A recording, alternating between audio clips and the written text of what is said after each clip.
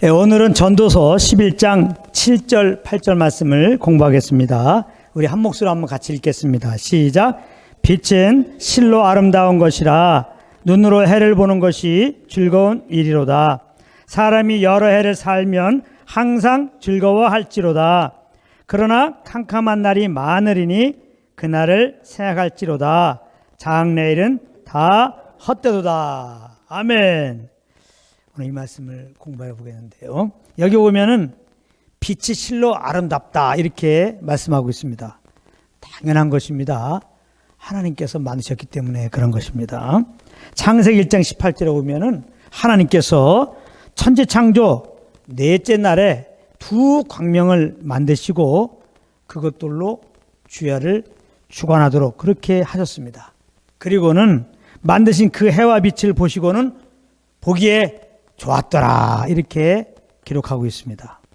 그렇기 때문에 그 하나님이 창조하시고 좋았다고 말씀하신 해와 빛을 본다는 것은 즐거운 일임에 틀림없는 것입니다.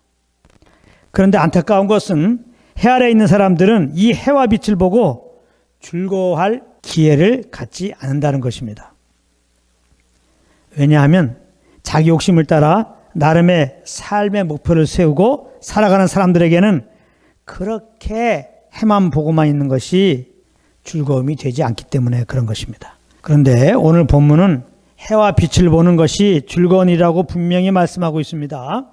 여기서 해와 빛은 세상을 사랑하시는 하나님께서 은혜를 베푸시는 것을 상징하는 것입니다. 마태복음 5장 45절입니다. 이는 하나님이 그 해를 악인과 선인에게 비추게 하시며 비를 의로운 자와 불의한 자에게 내리우심이니라 이렇게 말씀하고 있습니다. 하나님께서 악인과 선인에게 동일한 은혜를 주고 계심을 지금 이렇게 표현하고 있는 것이죠. 특별히 말라기 4장 2절에 보면은 우리를 죄에서 구원하시려고 이 땅에 오신 예수님을 해로 비유해서 말씀하셨습니다. 내 이름을 경외하는 너희에게는 의로운 해가 떠올라서 치료하는 광선을 발하리니 너희가 나가서 외양간에서 나온 송아지같이 뛰리라. 여기 보면 의로운 해 말씀하고 있는데 의로운 해가 바로 예수 그리스도를 말하는 거죠. 그리고 예수님은 이 땅에 오셔서 자신을 표현하실 때 요한복음 8장 12절에서 나는 세상의 빛이니 이렇게 친히 말씀하셨습니다. 그러므로 해를 보는 것이 즐거운 일이라고 하는 것은 하나님의 은혜를 받는 것이 즐거운 일이다.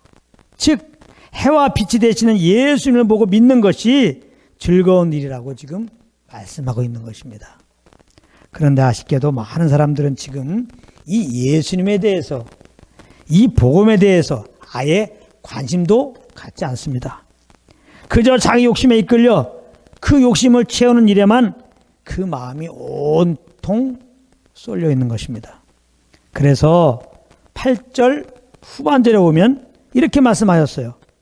그러나 캄캄한 날이 많으리니 그날을 생각할지로다. 이 말씀은 언젠가는 죽을 날이 있을 것을 기억하라는 그런 말씀입니다. 모든 사람들은 이 8절의 말씀을 잘 들어야 돼요. 우리는 이 세상에서 천년만은 사는 게 아니거든요. 언젠가는 한번 죽습니다. 그렇게 땀 흘려 수고하여 모아놓은 것이 얼마가 되든 간에 분명한 것은 언젠가는 해를 보지 못하는 캄캄한 날을 맞이하게 된다는 것입니다. 그리고 죽은 이후에는 지은 죄들에 대하여 하나님의 심판을 받고 영원한 불구덩이로 던져지고 말 것인데 이러한 사실을 잘 좀 기억하라고 지금 말씀하고 있는 겁니다. 그렇기 때문에 사람이 하는 모든 일은 그 사람의 장래는 다 헛된 것이라고 8절 끝부분에서 말씀하고 있는 것입니다. 그래서 8절은 이렇게 시작하고 있는 것입니다. 사람이 여러 해를 살면 항상 즐거워할지로다. 여기 항상 즐기라는 의미는 7절 말씀과 연결해 보면 뭐예요? 곧 예수 믿고 그 믿는 믿음으로 살으라고 하는 그런 뜻인 것을 우리는 알 수 있습니다. 그렇습니다. 사람이 죄에서 구원받는 길, 그 장래가 헛됨에서 구원받는 길, 하루하루를 즐거움으로 살 수 있는 길은 뭐냐? 오직 예수님을 구주로 믿고 예수 믿는 믿음으로 사는 것입니다.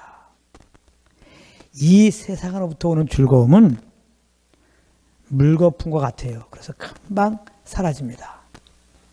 더구나 그 즐기던 것이 사라지면 다시는 그와 같은 즐거움은 얻을 수가 없는 것입니다. 그러나 예수를 믿고 예수님과 함께함으로 얻은 즐거움은 결코 사라지는 것이 아닙니다.